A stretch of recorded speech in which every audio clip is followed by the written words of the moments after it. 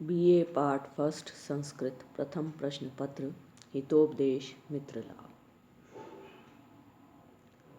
स्वर्ण कंकनधारी बूढ़े बाघ और मुसाफिर की कहानी। कथा 2। डॉक्टर मनीषा गोदारा, सह आचार्य संस्कृत, राजकीय बांगड़ महाविद्यालय, टीटवन। अहम एकदा दक्षिणारण्ये चरन् अपश्यम् एको वृद्ध व्याघ्रः स्नातः कुशहस्त सरसतीरे ब्रूते भो भो पान्था इदं सुवर्णकङ्कणं गृह्यतां। ततो लोभाकृष्टेन केनचित् पान्थेन आलोचितं भाग्येन एतत् सम्भवति। किं तु अस्मिन् आत्मसन्देहे प्रवृत्ते न विधेयः। एकदा एक बार अहम दक्षिणारण्ये चरन् अपश्यम्। एक समय मैंने दक्षिण के वन में चरते हुए देखा कि एको वृद्ध व्याघ्र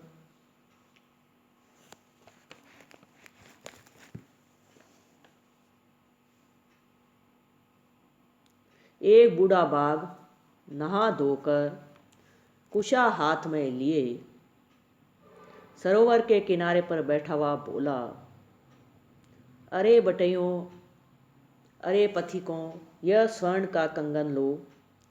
तब लोभ के मारे किसी पथिक ने अपने मन में विचारा कि ये बात भाग्य से होती है, परंतु इस आत्मा के संदेह में अर्थात कहीं मर तो ना जाऊं, इस सोच में प्रवृत्ति नहीं करनी चाहिए। एक समय मैंने दक्षिण के वन में चरते हुए देखा कि एक बूढ़ा बाघ नहा धोकर कुशा हाथ में लिए सरोवर के किनारे पर बैठा हुआ बोला, ओ बटोहियों, यह स्वर्ण का कंगन लो। तब लोभ के मारे किसी बटोही अर्थात पथिक ने अपने मन में विचारा कि यह बात भाग्य से होती है, परंतु इस आत्मा के संदेह में अर्थात कहीं मर तो न जाऊं, ये सोच करके प्रवृत्ति नहीं करनी चाहिए।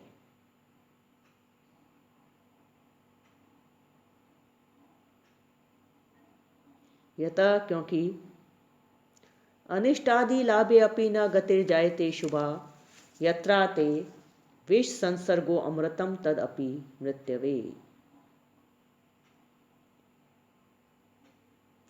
क्योंकि दुर्जन से मनोरथ पूरा भी हो जाए परंतु परिणाम अच्छा नहीं होता, जैसे अमृत में विष के मिलने से वह अमृत भी मार डालता है।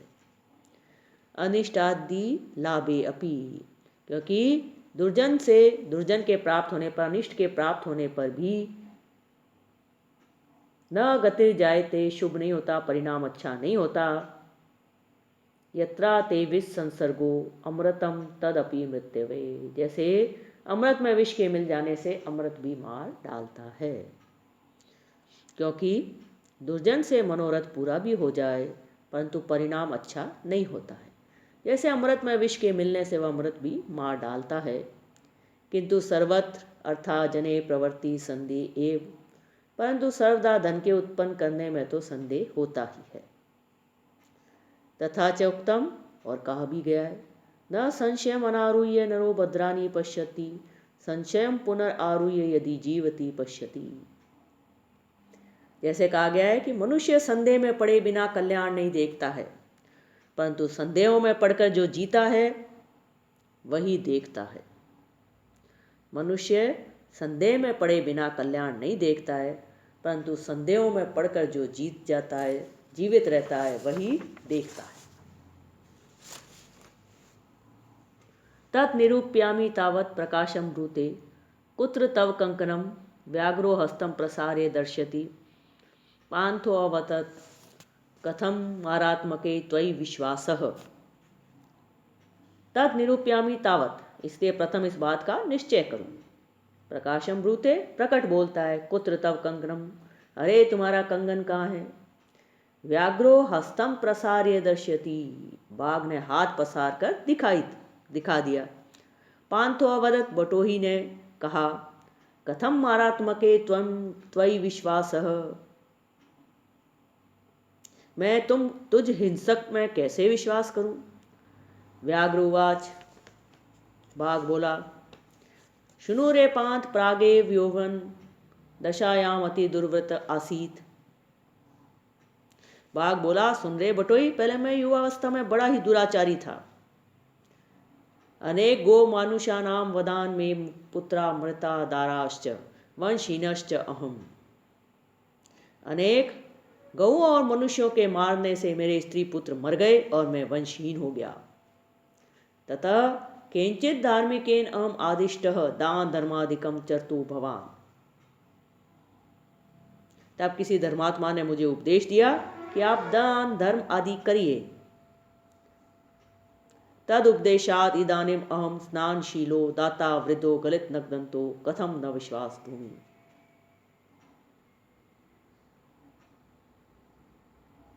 उसके उपदेश से मैं स्नान करता हूँ, दानी तथा वृद्ध हूँ, नख और दांत भी मेरे गल गए हैं, मैं विश्वास के योग्य क्यों नहीं हूँ?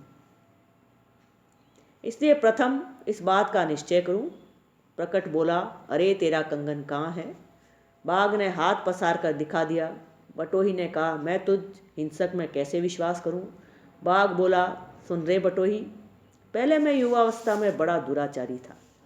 अनेक गौओं और मनुष्यों के मारने से मेरी स्त्री पुत्र मर गए और मैं वंशहीन हो गया। तब किसी धर्मात्मा ने मुझे उपदेश दिया कि आप दान धर्म आदि करिए।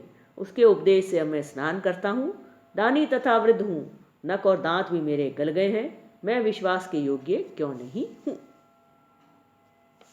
यतः क्योंकि इज्या अध्ययन दानानि तप सत्यम धृति क्षमा अलोभिति मार्गोऽयं धर्मस्य अष्टविध स्मृतः। इज्या यज्ञ करना, अध्ययन वेद पढ़ना, दानानि दान देना, तप तप करना, सत्यम सत्य बोलना, धृति धीरज धरना धैर्य धारण करना, क्षमा सहनशीलता समाशील होना, अलोभ और लोभ नहीं करना, ये धर्म के 8 मार्ग हैं। ये 8 धर्म के मार्ग हैं। यज्ञ करना, वेद पढ़ना, दान देना, तप करना, सत्य बोलना, धीरज धरना, समाशील होना और लोभ नहीं करना, ये 8 धर्म के मार्ग हैं। ततः पूर्व चतुर्वर्गो दम्बार्थम अपि सेव्यते उत्तर तो चतुर्वर्गो महात्मनि एव तिष्ठति। इनमें से प्रथम 4 अर्थात यज्ञ करना, वेद पढ़ना, दान देना और तप करना, ये बारी दिखावे के लिए भी होते हैं, परंतु पिछले 4 अर्थात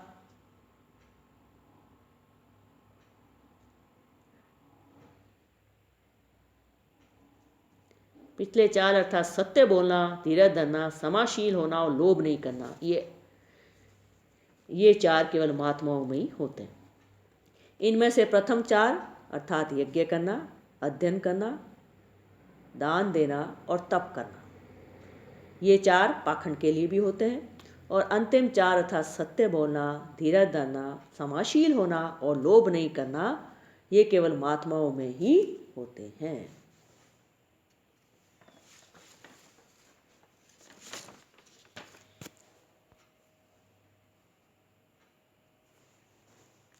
मम चेतावान लोभ विरो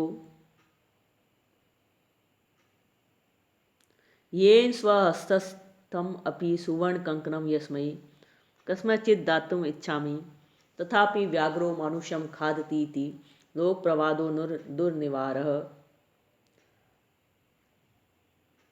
मुझे यहाँ तक मम च एतावान लोभ विरो, मुझे यहाँ तक लोभ नहीं है कि अपने हाथ का कंगन भी किसी को देना चाहता हूँ, परंतु बाघ मनुष्य को खा जाता है, लोक निंदा नहीं मिट सकती। मम च एतावान लोभ विरो, मुझे यहाँ तक लोभ नहीं है कि अपने हाथ का कंगन भी किसी को देना चाहता हूँ, परंतु बाघ मनुष्य को खा जाता है, ये लोक निंदा नहीं मिट सकती।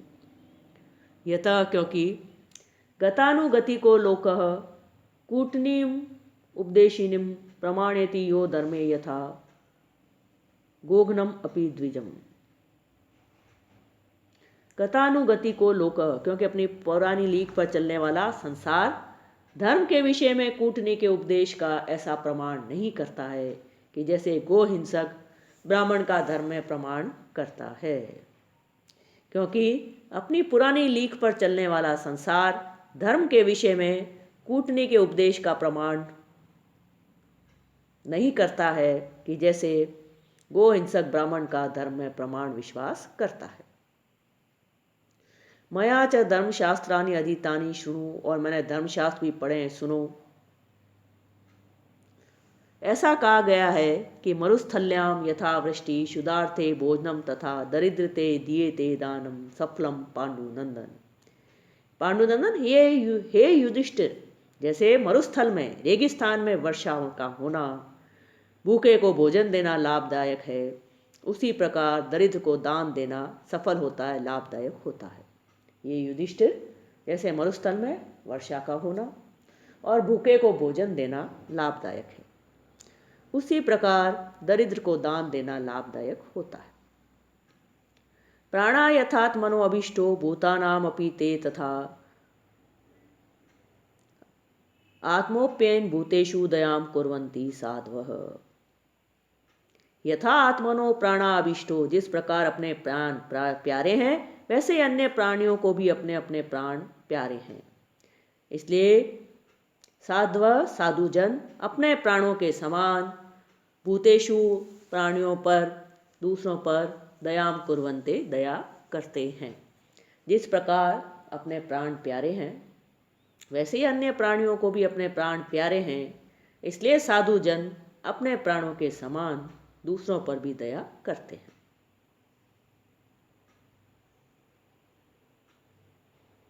अपरम च, और भी, प्रत्याख्याने च दाने च सुख दुखे प्रिया प्रिय आत्मोप्ययन पुरुष प्रमाणम अधिगच्छति। और दूसरी बात यह है कि प्रार्थना का स्वीकार करना, दान, सुख तथा दुख, शुभ और अशुभ में पुरुष अपनी आत्मा के समान प्रमाण करता है। और दूसरी बात यह है कि प्रार्थना का स्वीकार, दान, सुख, दुख, शुभ और अशुभ में पुरुष अपनी आत्मा के समान प्रमाण करता है।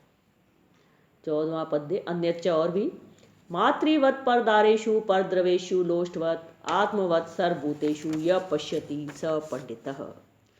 और जो दूसरी पराई स्त्री को माता के समान, पराये धन को मिट्टी के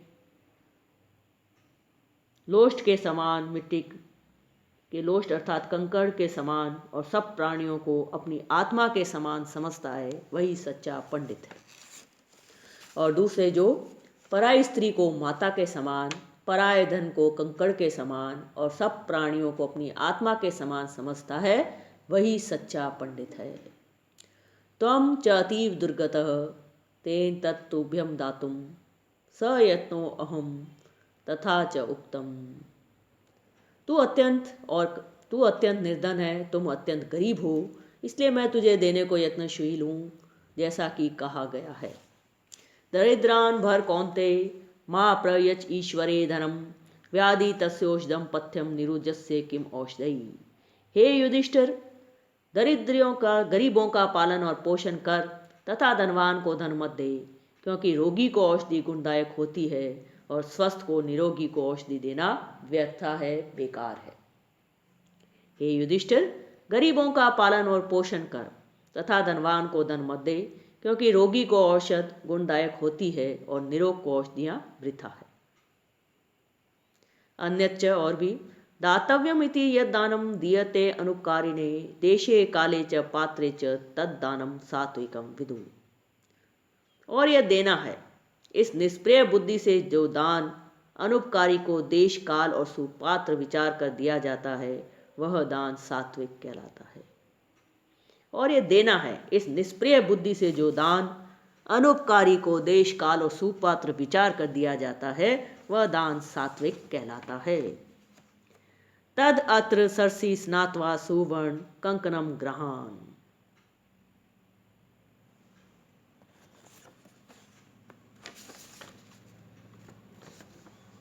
इसलिए इस सरोवर में नहाकर सोने का कंगन लो।